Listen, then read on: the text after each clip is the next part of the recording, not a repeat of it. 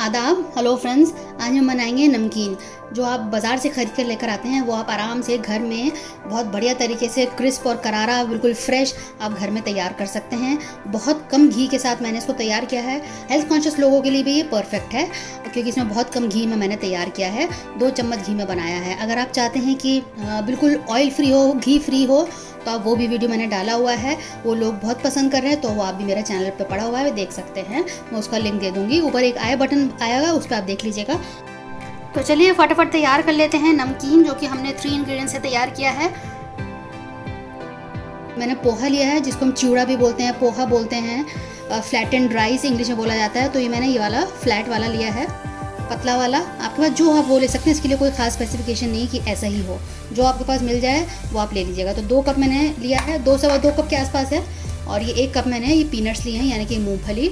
मैंने कढ़ाई रखी है, घी में बनाएंगे, तो मैंने 1 चम्मच इसमें, ये 1 टीस्पून है, ये बहुत छोटा ही वाला चम्मच मैंने लिया है। इसमें हम घी डालेंगे। आप चाहें तो उसको ऑयल में बना सकते हैं। घी जो है पिघल गया है, अब इसमें हम ये डाल देते हैं। शुरू में थोड़ा जल्दी जल्दी मिक्स करेंगे ताकि घी जो है पूरे में कोट हो जाए, हमें ज़्यादा डालने की ज़रूरत ना पड़े। 1 से 2 चम्मच आप आराम से ले सकते हैं, कोई दिक्कत की बात नहीं। घी कोई हार्मफुल चीज़ नहीं है, और इतना हम भून रहे हैं तो इसमें 1 से 2 चम्मच आराम से लग जाएगा।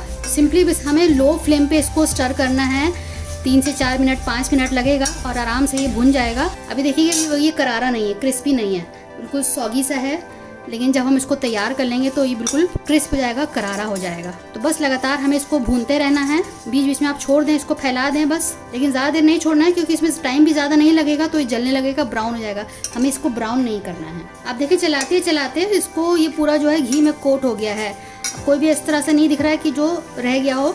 तो शुरू में इसलिए मैंने बोला इसको जल्दी जल्दी चलाना है, ताकि पूरा जो चूरा है, पोहा है, वो घी में कोट हो जाए। बस आप 1 से 1.5 चम्मच डालिए। मैंने भी 1.5 चम्मच के आसपास डाला है। 2 भी डाल लें, इससे कोई फ़र्क नहीं पड़ेगा। जो हेल्थ कॉन्शियस लोग हैं वो भी इसको आराम से खा सकते हैं। घी जो है बहुत फ़ायदे की चीज़ है। जो कीटो डाइट पे रहते हैं वो लोग उसमें क्लैरिफाइड बटर ही, या इसको घी बोलते हैं, वही लेते हैं। उसमें फ़ैट ज़्यादा दिया जाता है। तो आप देख लें कि जब कीटो डाइट में ही ये बटर या घी दिया जाता है, तो इसका मतलब ये है कि ये हेल्दी चीज़ है। आपको उसको चलाते रहना है, क्योंकि ज़रा सा आपने छोड़ा तो, क्योंकि सारे इवनली कुक होना चाहिए, इवनली भूनना चाहिए।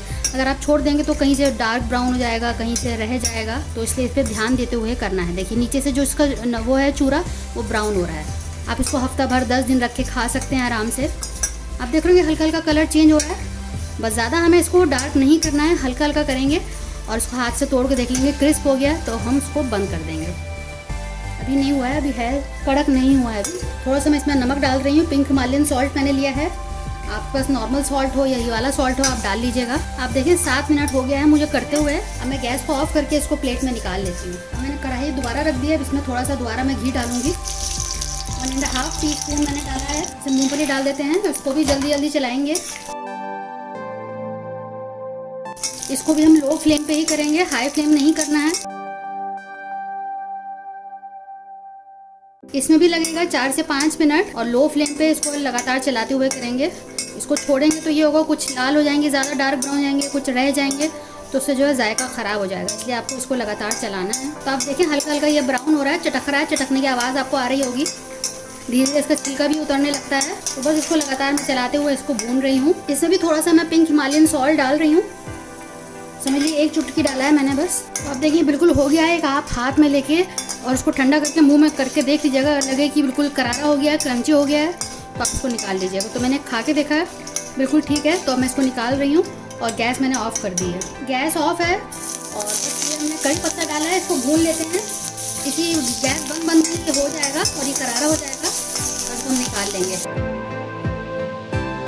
करारा हो गया है, इसको भी मैं निकाल लेती हूँ। ठंडा होने के बाद ये सब चीज़ें और करारी होती हैं, तो उस हिसाब से आप निकालिएगा। चाहे चूड़ा हो, चाहे मूंगफली हो, चाहे ये हो। जैसे जैसे ठंडा होगा और क्रिस्प होता चला जाएगा। तो हमने सारी चीज़ें तैयार कर ली हैं। चूड़ा भून लिया है, मूंगफली भून के सब चीज़ें ठंडी हो चुकी हैं। ये भी ठंडा हो चुका है। कड़ी पत्ता अभी मैंने आपको दिखा देती हूँ। तीसरा जो इंग्रेडिएंट हम लेंगे, ये है हमारा कॉर्नफ्लेक्स। रेडीमेड आता है ये, आप इसको खरीद लें। सुबह नाश्ते में खाया जाता है दूध के साथ, तो ये वही चीज़ है। तो बस हम क्या करेंगे, इनकी मिक्सिंग करेंगे। मैं इसमें से आधा ले रही हूँ, क्योंकि मुझे सिर्फ चूड़ा बहुत पसंद है, तो मैंने ज़्यादा भूना है, तो आधा मैं इसमें से रख लूँगी सिर्फ एज इट इज़ खाने के लिए। इसको ये आप ऐसे भी खाएंगे चाय के साथ शाम को, तो बड़ा अच्छा लगता है। तो थोड़ा सा मैं इसको रोक लेती हूँ, तो बाकी मैं मिक्सिंग कर लूँगी।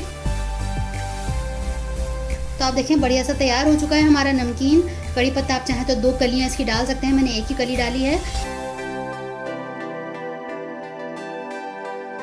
शाम की चाय के साथ इसको आप सर्व करें, मेहमान आए तो फटाफट आप उनको बना के दे सकते हैं। कोई चिंता की बात नहीं कि घर में नमकीन नहीं है, बिस्किट नहीं है, तो क्या करें, तो आप फटाफट ये तैयार कर सकते हैं। 10 से 12 मिनट में दोनों चीज़ें हो जाती हैं। मैं आपको दिखा देती हूँ एक बार ये कितना क्रिस्प हो गया। देखिए आपको आवाज़ आएगी, मैं हाथ से तोड़ूंगी।